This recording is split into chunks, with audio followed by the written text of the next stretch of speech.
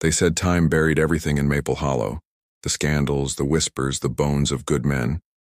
But Daniel Harris had long stopped believing that. Time didn't bury, it just delayed the reckoning, and some debts, no matter how deep they were buried, always clawed their way back to daylight. The morning he found his father's old ledger, half buried beneath the roots of an ancient oak near the Winooski River, Daniel felt it before he saw it. A heaviness in the air, like the river itself had been holding its breath. When he brushed away the dirt and saw the initials S.H., something in his chest cracked open. It wasn't just a ledger, it was karma, waiting. Subscribe and like for more videos. Daniel Harris had never believed in signs. He believed in hard work, in early mornings and calloused hands, and the kind of honesty that didn't need a sermon to sound true. His father, Samuel Harris, had been a carpenter, a quiet man whose reputation had been torn apart 50 years ago when the church accused him of stealing charity funds meant for the town's poor. The scandal had ruined him, cost him his business, his health, and eventually, his life. The Harrises became a cautionary tale in Maple Hollow, whispered about in diners and church basements for generations. Daniel had spent his adult life trying to outwork that shadow, rebuilding the family name one nail, one board, one silent apology at a time.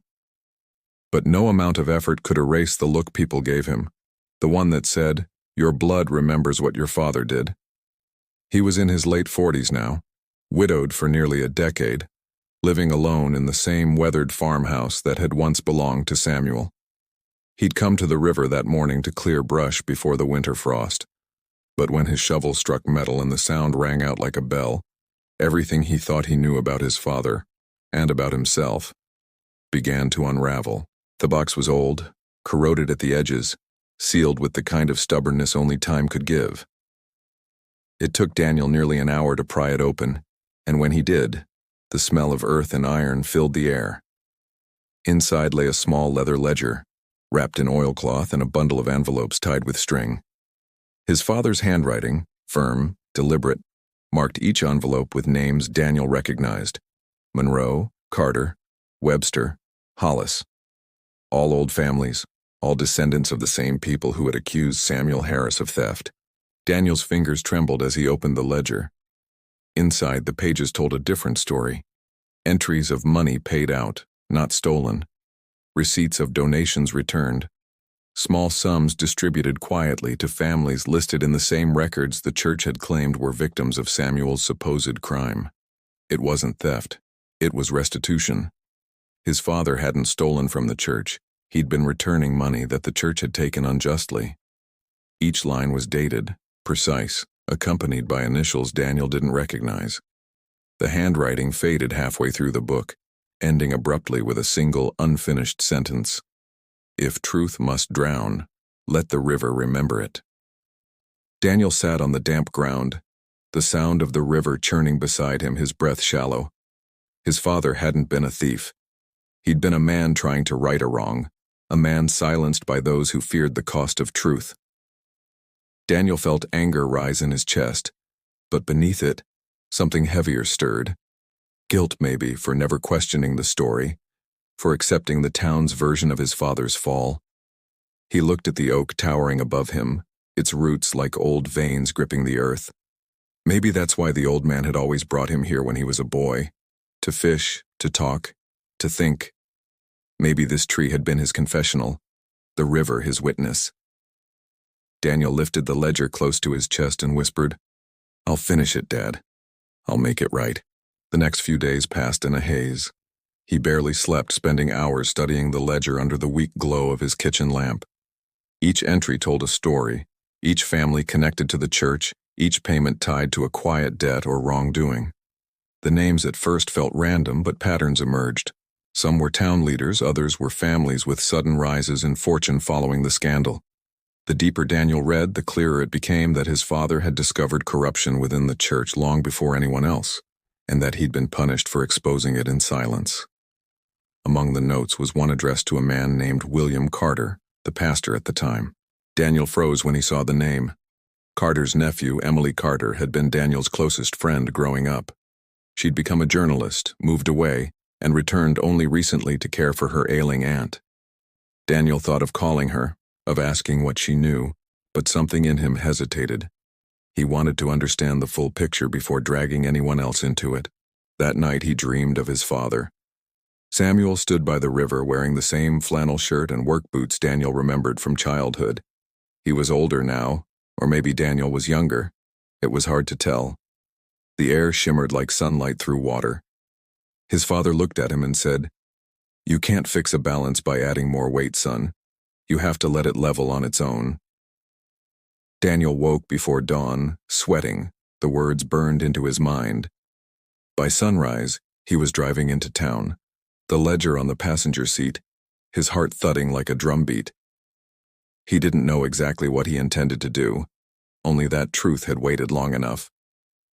He stopped at the Maple Hollow Gazette, a narrow brick building that had once been the town post office. Emily was there, hunched over a computer, her hair pulled into a loose knot, reading something intensely. She looked up when the door creaked. "Daniel Harris," she said with a faint smile. "Haven't seen you in a while." "Found something you might want to see," he said, placing the ledger on her desk. She raised an eyebrow, untied the string, and began to read. For a long time, neither spoke. The sound of the ceiling fan filled the silence. Finally, she looked up, her expression pale. "Daniel, if this is real..." "It's real," he said quietly. "I found it buried near the river." She flipped through the pages again, shaking her head. This could change everything people believed about your father." Daniel nodded, but his voice was tight when he said, "It's not about what people believe. It's about what he deserves." Emily closed the ledger gently. "If we publish this," she said, "the church will face serious questions. The families mentioned here, some of them still run businesses, hold seats on the council. This will tear the town apart." Daniel looked out the window, watching the river glint between the buildings in the distance. "Maybe that's the only way to make it whole again," he said. Emily hesitated, then asked, "Are you sure this is what your father would have wanted?" Daniel thought of the unfinished sentence in the ledger. "If truth must drown, let the river remember it." He turned back to her and said softly, "He didn't write it for the church. He wrote it for me." That evening, Daniel drove back to the farmhouse, the sky streaked pink and gold, the air sharp with the scent of rain. He placed the ledger on his father's workbench in the barn, beside a half-carved piece of cedar that had sat untouched for years. He lit a single lantern and sat in silence, the light flickering across the wood. He thought about how karma worked, not as punishment, but as persistence. The truth, once buried, didn't disappear. It waited, like the river, patient, endless, unstoppable. He understood now that destiny wasn't something written in stars or scriptures. It was written in the choices men made, in what they hid, and in what they finally dared to face. As the wind rustled through the trees and the sound of the river echoed faintly through the night, Daniel whispered to the empty room, "You were right, Dad. The river remembers." Outside, the first drops of rain began to fall, soft and steady, washing the dirt from the roots of the oak. Beneath it, the ground shifted slightly, as if something else, long buried and forgotten, was listening. The days that followed were quiet but heavy, as if the town itself sensed something was waking beneath its skin. Daniel Harris moved through them like a man caught between two worlds. The world that had condemned his father and the one he was trying to resurrect.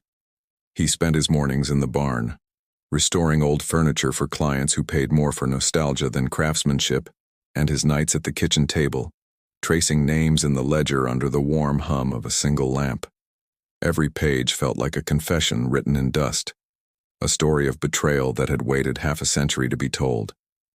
Yet the deeper he went, the more he began to realize that truth wasn't a straight line. It was a river, winding and deceptive, pulling you wherever it pleased. He could feel the current now, strong and cold, tugging him into waters he wasn't sure he could cross. Emily Carter called him 3 days after he'd left the ledger at her office. "You're not going to believe this," she said, her voice crackling through the old landline. I started digging into the church's archives. Some of the donation records from 1975 are missing, completely wiped. But I found microfilm copies in the county records office. Daniel, your father wasn't just returning stolen money, he was protecting whistleblowers. Daniel's heart skipped. Whistleblowers, he repeated. You mean there were others? At least 4, Emily said. People who worked under Reverend Carter, my uncle, and tried to expose misuse of church funds. They vanished from town after the scandal, their names dragged through the mud. But here's the strange part. 2 of them wrote letters years later claiming Samuel Harris was innocent. The letters were sent to the Gazette, but they never got published. Daniel's stomach tightened. Never published? Why not? Emily hesitated. Because the editor at the time was on the church's board, the air around Daniel seemed to thin. It wasn't just his father who had been silenced. It was anyone who had tried to tell the truth. I need to see those letters, he said. I'll send you copies, she promised. But Daniel, be careful. If you start asking questions about this, people won't like it. Some of the same families still have a lot of power here. He looked out the window at the falling light, the fields turning silver beneath the moon. I don't care who they are, he said. It's time they remembered what they did. That night, Daniel read the letters Emily had scanned and sent. The first was from a man named Robert Monroe, a church accountant who had discovered discrepancies in the charity funds.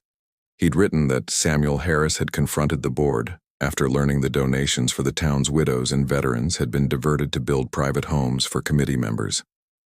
When Samuel refused to stay silent, they accused him of stealing the very money he was trying to protect. The second letter was shorter, written by a woman named Ruth Hollis, who claimed that Samuel had given her and others cash quietly from his own pocket after the scandal destroyed their livelihoods. He said someday the truth would come back, Ruth wrote, but I didn't think I'd live to see it. Daniel sat back, his eyes burning. His father hadn't been weak or naive. He'd been brave, and the town had crucified him for it. The next morning, Daniel went to the church. The building stood at the top of the hill, its white steeple piercing the autumn sky, the paint peeling from years of quiet decay. The current pastor, Reverend Charles Whitman, was a young man with kind eyes and a politician's smile. Mr. Harris, he greeted warmly. Haven't seen you here in some time. Didn't have much reason to, Daniel said, stepping inside. The church smelled of pine cleaner and candle wax. He could almost hear his father's footsteps echoing through the pews. I came across some old documents, Daniel continued, about my father. The Reverend's smile flickered slightly. Ah yes, Samuel Harris, a complicated history. Not as complicated as the church made it, Daniel said. I know the truth now. Whitman's eyes narrowed, the warmth fading. Careful what you call truth, Mr. Harris. The past can be messy. Daniel leaned forward. Messy doesn't mean buried. The Reverend sighed, then motioned toward a small office at the back. Inside, the shelves were lined with dusty Bibles and framed certificates. You're not the first person to question the church's version of events, Whitman admitted. But reopening those wounds serves no one. Those responsible are long gone. Daniel's voice was low but steady. Gone doesn't mean forgiven. For a moment, silence stretched between them, thick and uneasy. Then Whitman said, If you publish anything, the church will respond. Just know that. Daniel smiled grimly. That's exactly what I'm counting on. He left the church with a strange calm. The river ran alongside the main road, the afternoon light scattering across its surface like broken glass. He thought about karma, not as revenge, but as gravity. What went up always came down. What was buried always surfaced. The ledger had found its way back to him for a reason. His father hadn't asked for vengeance. He'd asked for balance. By the end of the week, Emily had drafted a full exposé. She sent Daniel the article before publishing it. A detailed account of Samuel Harris's innocence, the church's corruption, and the letters that had been hidden for decades. The headline read, The Ledger That Maple Hollow Forgot. Daniel stared at the screen for a long time, his pulse unsteady. "You sure you want to go through with this?" Emily asked over the phone. "Once this goes live, there's no going back." Daniel looked toward the old barn, the faint outline of his father's workshop glowing in the distance. "He didn't run from the truth," he said quietly. "Neither will I." The article went live on a Sunday morning. By Monday afternoon, Maple Hollow was in uproar. The Gazette's website crashed twice under the traffic. Comment threads filled with disbelief, anger, and apology. Some praised Samuel Harris as a man wronged by history. Others accused Daniel and Emily of tarnishing the church's name. Local news stations picked up the story, and by Wednesday, a crowd had gathered outside the church steps, holding signs that read, "Truth doesn't drown and justice for Samuel Harris." Daniel watched from a distance, unsure whether to feel vindicated or hollow. The past had finally risen, but it didn't bring peace. It brought noise. Late that night, his phone rang. It was Emily again, her voice trembling. "Daniel, something's happened." "What is it?" "My aunt, she's gone missing. She left a note saying she needed to make peace with the past." Daniel froze. "Emily, listen to me. Where would she go?" "I don't know," Emily whispered. "But she mentioned your father before she left. She said she owed him something." Daniel hung up and grabbed his coat. The sky outside was bruised with clouds, and the wind had picked up, carrying the scent of rain and mud. He drove toward the river, headlights slicing through the dark.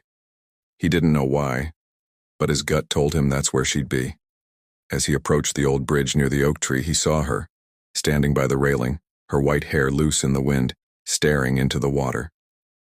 "Mrs. Carter," he called, stepping out.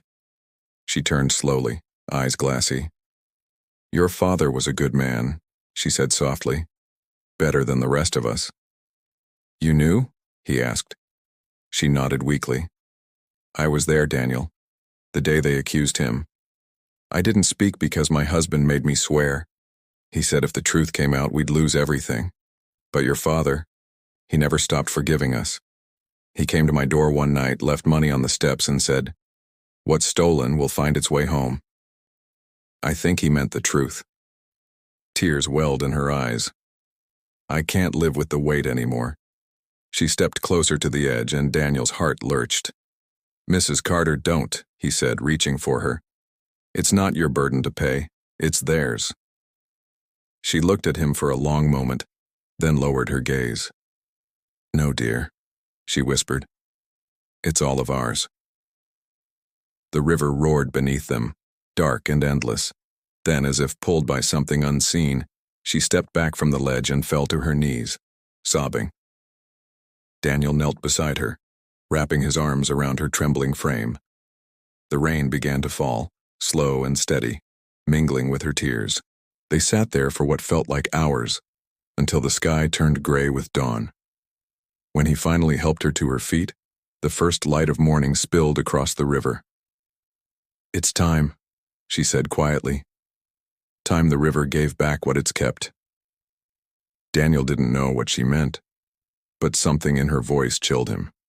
She reached into her coat pocket and pulled out a small key, rusted old, marked with the initials S.H. "He left this with me," she said, pressing it into his palm. "Said one day his son would come for it." Daniel stared at the key, the weight of it like an anchor in his hand. He looked toward the oak tree, the earth still scarred from where he'd unearthed the ledger. "What does it open?"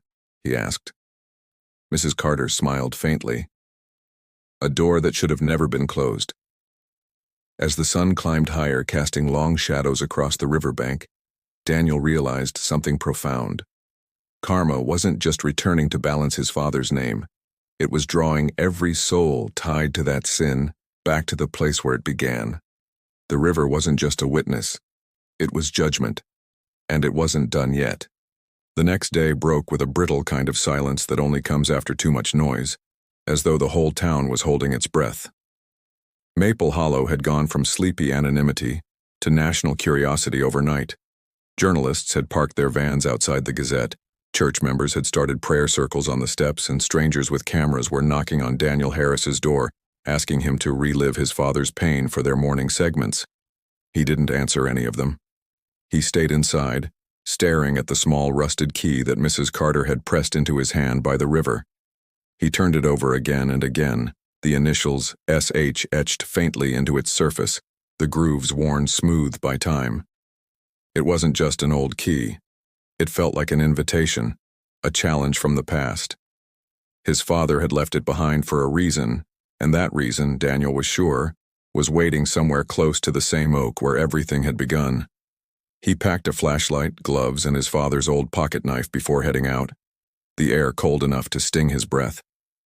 The river was high from the night's rain, and the ground beneath the oak was soft, giving slightly under his boots. He knelt beside the exposed roots and pressed his hand to the earth as if asking permission. "What did you leave me, Dad?" he whispered. For a long time, there was nothing but the sound of water moving then, like a breath. He felt a hollow beneath the soil. His heart quickened. He started digging. The shovel bit into the wet earth with a rhythm that matched his pulse. After a few minutes, he hit something solid. Metal again, but larger this time. He wiped away the mud, revealing what looked like the edge of an old lockbox embedded in the ground. The key fit perfectly. When he turned it, the mechanism clicked with surprising ease, as if it had been waiting for him. Inside was a small wooden box, carefully sealed with wax. Daniel broke the seal and opened it. Inside were two items, a folded piece of parchment and an old cassette tape wrapped in plastic. He frowned. The tape was labeled simply 1975, his father's handwriting unmistakable. His pulse thrummed as he unfolded the parchment. It was a map, hand-drawn, rough, showing the layout of Maple Hollow as it had been decades ago. The lines traced familiar landmarks, the church, the river, the old sawmill, and then, in faded ink, a circle drawn deep within the woods north of town. Next to it, a single phrase, "Where they buried their sin." Daniel felt the words like a blow to his chest. His father hadn't just been recording corruption. He'd been documenting something hidden, something physical. By noon, Daniel was on the phone with Emily. "Meet me at the river bridge in an hour," he said. "I found something." When she arrived, her face was pale, her eyes shadowed from sleepless nights. "You shouldn't even be here," she said. "The town's on fire. The Gazette's getting threats." "Then we'd better make this worth it," he replied, handing her the map. She studied it, her brow furrowing. "This can't be real," she murmured. "This area, it's county land now. They put up fencing years ago after a sinkhole opened up near the old quarry." "Maybe that's not a coincidence," Daniel said. He showed her the tape. "I think my father left instructions. We need to listen to this." Emily hesitated. "You still have a cassette player?" Daniel nodded. "In my dad's workshop." They drove back to the farmhouse, the tension thick between them. The barn smelled of cedar and oil, the air still heavy with his father's presence. Daniel found the old tape deck on a shelf beside a box of rusted tools. He inserted the tape and pressed play. For a moment, only static filled the air. Then a voice, steady, low, unmistakably Samuel Harris's, cut through the hum. "If you're hearing this, it means truth finally found its way home. They buried more than money, Danny. They buried their shame. Follow the river north to where the roots give way to stone. What you find there, let it be light, not vengeance." The tape clicked off. Emily's eyes widened. "He recorded this for you," she said softly. Daniel swallowed hard. "Or for whoever would listen." He looked out the barn window, the forest stretching like a wall of secrets beyond the fields. "We're going tonight." The sun dipped below the hills as they reached the edge of the woods. The path was overgrown, thick with ferns and the sweet rot of autumn leaves. The air carried that peculiar damp stillness that comes before discovery. They followed the river's curve, flashlights cutting through the dark, their breaths visible in the cooling air. After about a mile, the ground began to rise, and the sound of rushing water deepened into a low, echoing roar. The quarry. Emily murmured. The trees thinned, revealing a steep embankment where the earth had collapsed long ago, leaving a jagged scar in the landscape. The moonlight caught the edges of what looked like old stonework, foundation remnants of something buried long before. Daniel crouched near the edge, his beam catching the outline of rusted metal beneath the dirt. "There," he said. Together they cleared the debris until the shape became clear. A heavy door, iron and oak, bolted into the rock. A faded cross was etched into its surface. "This must be it," Daniel whispered, "where they buried their sin." The door's hinges were nearly fused with rust, but with enough leverage from a crowbar and their combined strength, it groaned open with a scream that echoed through the trees. Cold, stale air rushed out, smelling of earth and old stone. Daniel aimed his flashlight inside, revealing a narrow passageway descending into darkness. "You sure about this?" Emily asked. "No," he said, "but I have to be." They stepped inside. The tunnel was small, barely wide enough for two, the walls lined with rotting wooden beams. Water dripped steadily from above, pooling in shallow depressions along the floor. After several minutes, the passage opened into a chamber. The beam of Daniel's light landed on something that froze him in place. In the center of the room stood an altar, simple, stone, unadorned. Around it lay the remnants of rotted wooden crates, scattered coins, and what looked like the rusted edge of a shovel. On the wall behind it, carved into the rock, were words written in uneven letters. "To give is divine, to conceal is damnation." Emily covered her mouth. "Oh my God," she whispered. This was where they hid the money, the charity funds. Daniel's chest tightened. "No," he said quietly, stepping closer. "This was where they washed it." He pointed to a small drainage pipe leading from the altar into the riverbed. "They funneled the stolen money through here, claimed it as donations, and let the rest disappear downstream. My father must have found it." He knelt by one of the crates, prying it open. Inside was a pile of water-damaged bills, long ruined but still identifiable. Emily shone her light on a small plaque half buried in the dirt. It bore a single name, Samuel Harris, Amuel. Daniel stared numb. "They buried him here," he whispered. Emily frowned. "No, Daniel, he wasn't." But then she saw what he meant. The plaque wasn't a grave marker. It was a symbol of blame, left there by the men who'd destroyed him. "They made this place his sin," Daniel said bitterly. "They turned him into their scapegoat." He slammed his fist against the altar, the sound ringing through the chamber. Dust fell from the ceiling.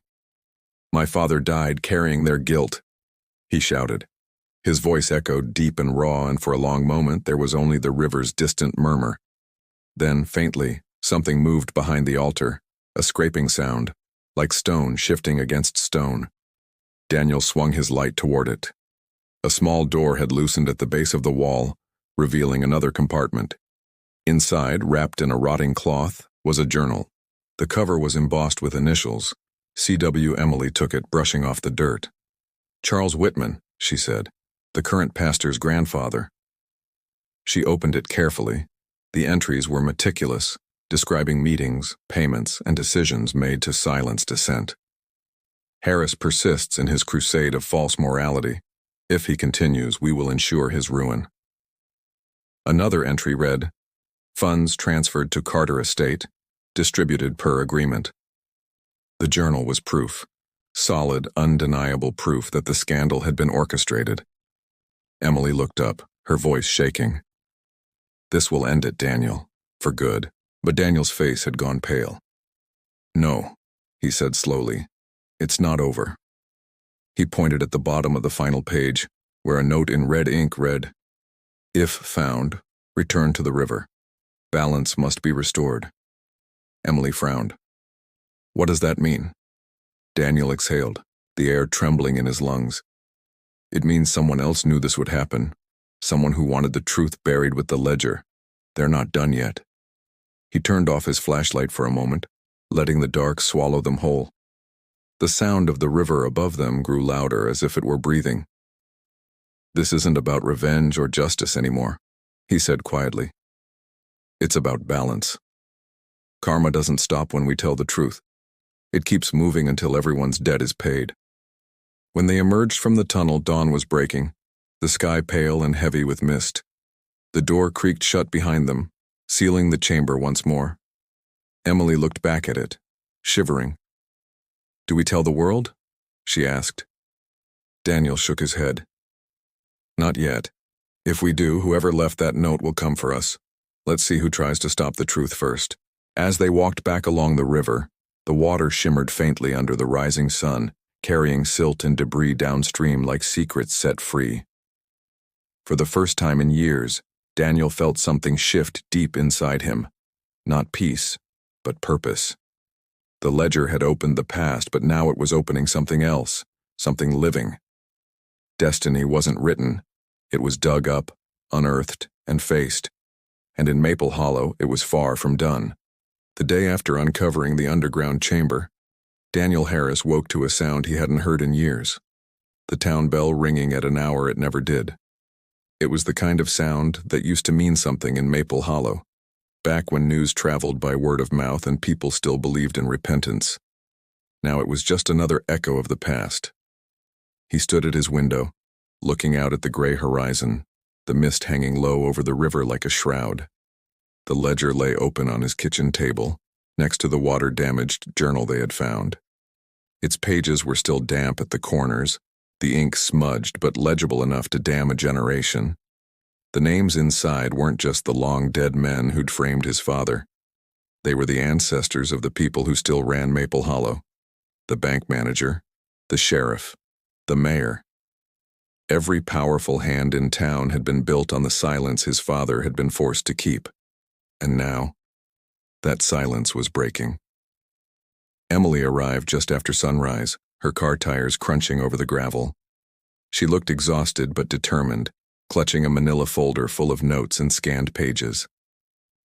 "I stayed up all night reading that journal," she said. Whitman's grandfather didn't just cover up the embezzlement. He founded the Community Trust Fund using the stolen money, the same fund that sponsors scholarships and town events to this day. Daniel rubbed a hand over his face. "So every act of charity in this town has been built on theft," he muttered. "Karma doesn't forget. It just waits." Emily nodded. "And now it's come to collect." By mid-morning, the town was buzzing again.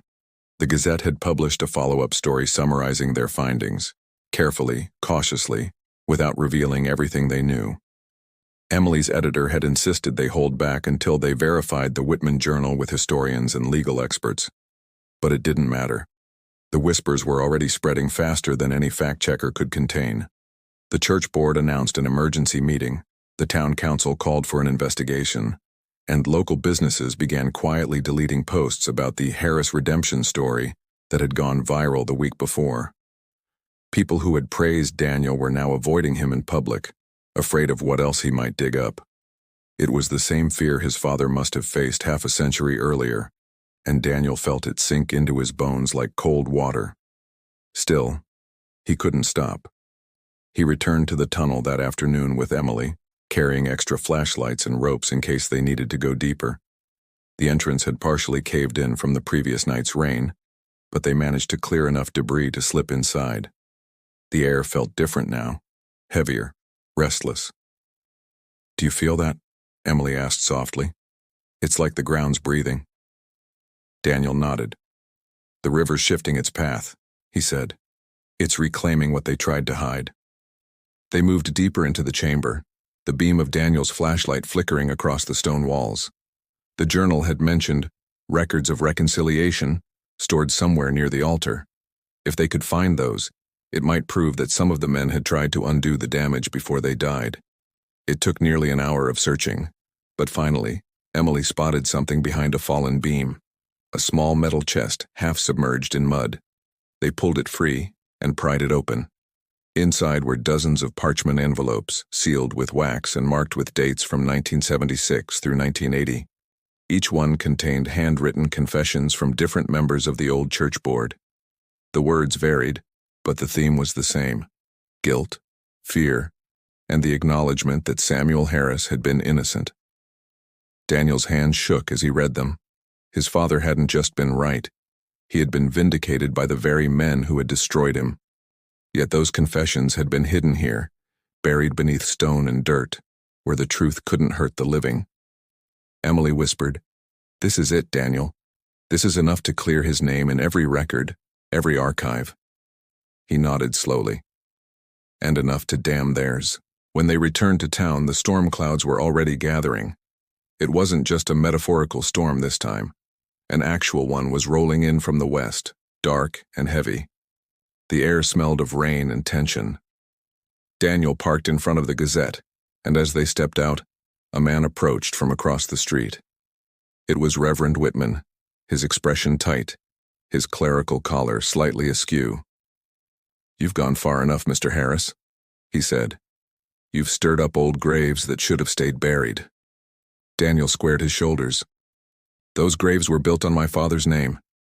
If you think I'm walking away, you don't know me." Whitman's tone hardened. "You don't understand what you're doing. The people who founded this town, they built it with their sins, yes, but also with their sacrifices. You destroy them. You destroy everything Maple Hollow stands for." Daniel took a step closer. "Maybe that's what it needs," he said quietly. "To be rebuilt on truth, not lies." For a long moment, the two men stood inches apart, the wind pulling at their coats, the first drops of rain beginning to fall. Then Whitman's voice softened, almost pleading. "Your father came to me once," he said, "before he died. He said the same thing, but in the end, he chose silence. Maybe you should too." Daniel froze. "He came to you?" "To my father," Whitman corrected. "He begged him to confess what he'd found, but when he realized what it would cost, he walked away. He chose peace over chaos." Daniel's eyes burned. "No," he said. "He chose truth. You just buried it for him." That night, the storm arrived in full force. The river swelled, lightning split the sky, and the power went out across most of town. Daniel sat by candlelight, staring at the ledger and the stack of confessions spread across the table. Emily had gone home to rest, but her words echoed in his head. This will clear his name forever. Yet something about that felt incomplete. Clearing his father's name didn't balance the scales. It only tilted them in the other direction. Karma didn't want winners. It wanted understanding. As the storm raged outside, Daniel picked up his father's old tape recorder and pressed record. His voice was steady but low. "This is Daniel Harris," he said, "son of Samuel Harris. The truth about Maple Hollow isn't just what was done, it's what was ignored.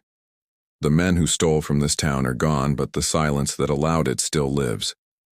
This ledger isn't revenge. It's a reminder. Every debt finds its way home." He stopped the recording and looked out the window. The river was glowing faintly under the flashes of lightning, alive and wild. He thought of his father's words from the tape. Let it be light, not vengeance. The next morning, when the storm finally passed, Daniel drove to the church one last time. The steeple had been struck by lightning, the roof partially caved in. A crowd had gathered, murmuring prayers and disbelief. Reverend Whitman was among them, looking defeated but strangely calm. He approached Daniel without speaking, simply handing him a folded piece of paper. Inside was a handwritten note. "The river remembers." Daniel looked up, but the Reverend was already walking away. Emily appeared beside him, her coat soaked. "What are you going to do?" she asked. Daniel glanced toward the damaged church, then at the rising sun breaking through the clouds. "What my father wanted," he said softly. "Tell the truth and let the river do the rest." He handed her the box of confessions and the Whitman journal. "Publish everything," he said. "No edits, no hesitation." She nodded, tears glinting in her eyes. "You'll lose half the town's support," she warned. Daniel smiled faintly. "Then the other half will finally see what we were fighting for." He turned toward the river, the morning light dancing across its surface. It was calmer now, quieter, as though it too had been waiting for this moment. He could almost hear his father's voice in the current, steady and forgiving. "It's done," Daniel whispered. Balance restored. As he stood there, the wind rustled through the oak branches above, scattering droplets of rain like blessings. Somewhere in that sound, in the endless whisper of water against stone, was the truth his father had tried to leave behind. That destiny wasn't a path carved by the divine, but a current shaped by every choice, every silence, every act of courage or fear. Daniel Harris had finally stepped into his father's current, and in doing so, had become part of the river's eternal flow. The morning after the storm, Maple Hollow looked as though it had been washed clean of its pretenses.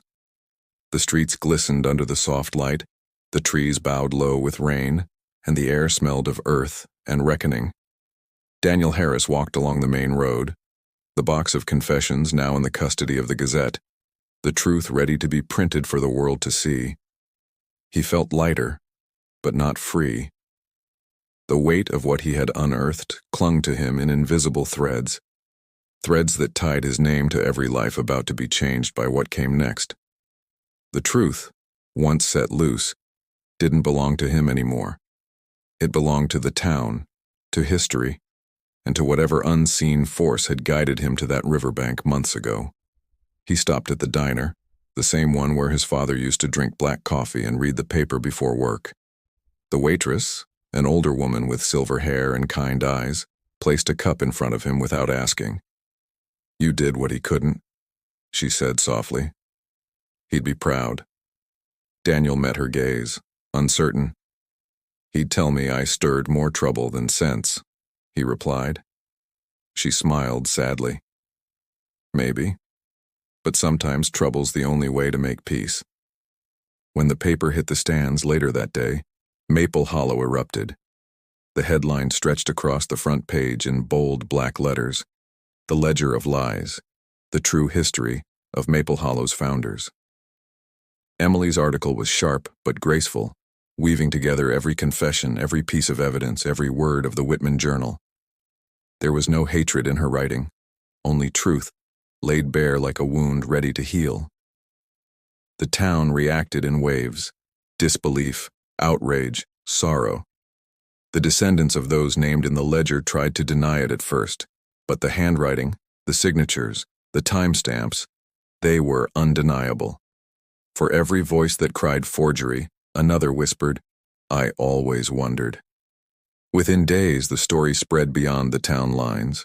Regional news stations arrived, cameras flashing along the streets where time had once stood still. For Daniel, it was surreal. Watching his father's ghost exorcised in public, watching people who had once crossed the street to avoid him now nod with quiet respect. But there were others who glared, who muttered under their breath about betrayal and desecration of legacies. He understood them too. Karma, he realized, didn't favor sides. It simply restored balance, and balance was never painless.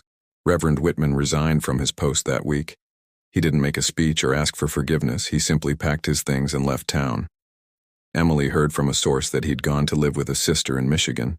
Before he left, though, he sent Daniel a letter, handwritten in neat cursive. "You were right," it began. "This town needed its truth. I don't expect forgiveness, but I hope the river grants it in time. My father's sins were mine to bear, and now yours are washed clean. May we both find peace in the current." Daniel folded the letter and placed it inside the ledger, not as an act of closure, but of continuation. He'd learned by now that no truth ever really ended. It just changed hands. Weeks passed. The leaves turned golden, the air cooled, and the tourists began to come. Not to see the church or the factory ruins, but the river. They came to hear the story of the man who'd redeemed his father's name and exposed a century-old deception. Some saw it as heroism, others as tragedy. But Daniel avoided the attention.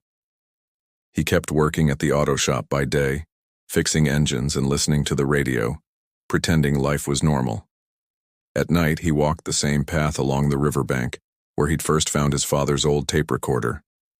The town had begun building a memorial near the oak tree, small, simple, funded by donations, They called it the Place of Balance. It was meant to honor both the harm and the healing that had shaped Maple Hollow. But Daniel didn't need a plaque or ceremony. He just needed to stand by the water and listen to the endless murmur of the current. Each ripple seemed to carry voices. His father's, Emily's, even Whitman's. The river, he realized, wasn't just a metaphor.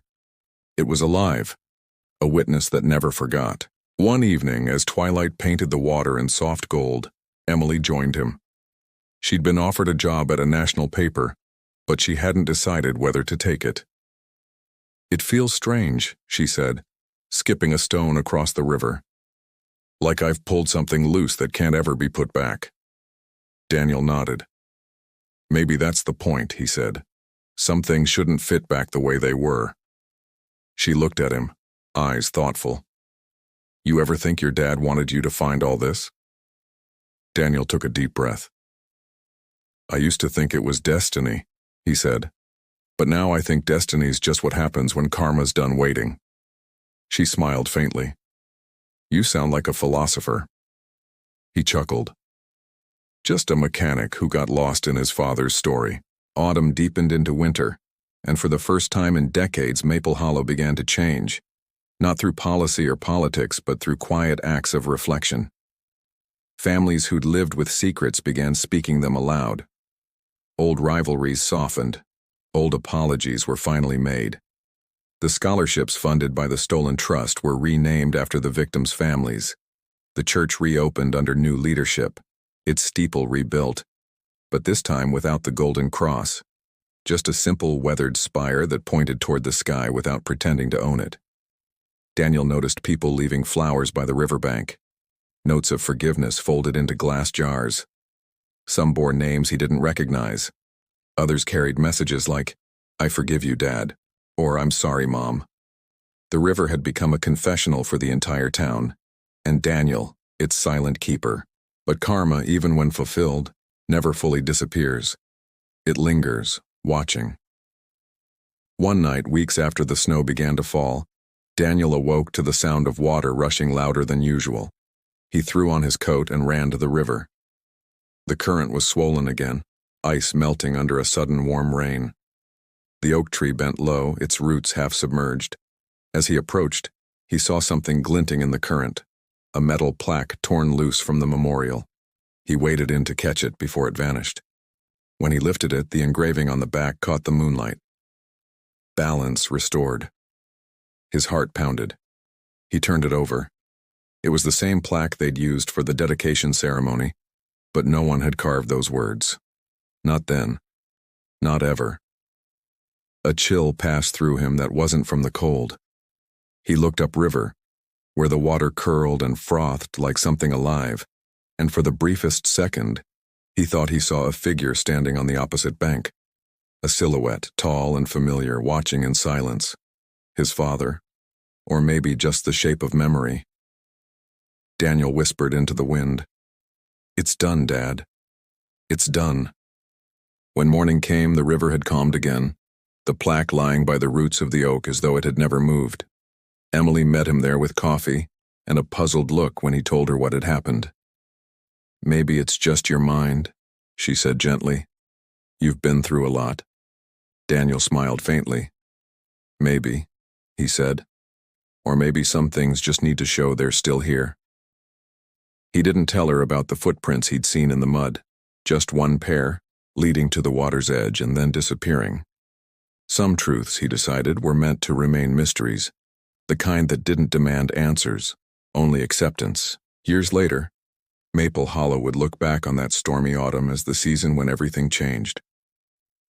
The story of Samuel and Daniel Harris became part of local folklore, retold in classrooms and coffee shops, passed down like a prayer. The oak tree by the river became a place people visited not to mourn, but to remember, to remind themselves that every act, every choice, every silence carries a weight that time alone cannot erase. Emily's career flourished. She wrote a book about the story, titled The River Remembers. It sold modestly, but it meant more than numbers could measure. Daniel stayed in Maple Hollow, never marrying, never leaving.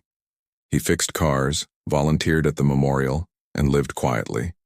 But every now and then someone would find him by the river staring into the water, lost in thought.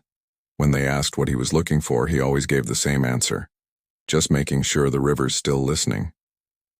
In the end, karma had not punished or rewarded, it had simply revealed. The ledger was no longer a record of debt, but of redemption.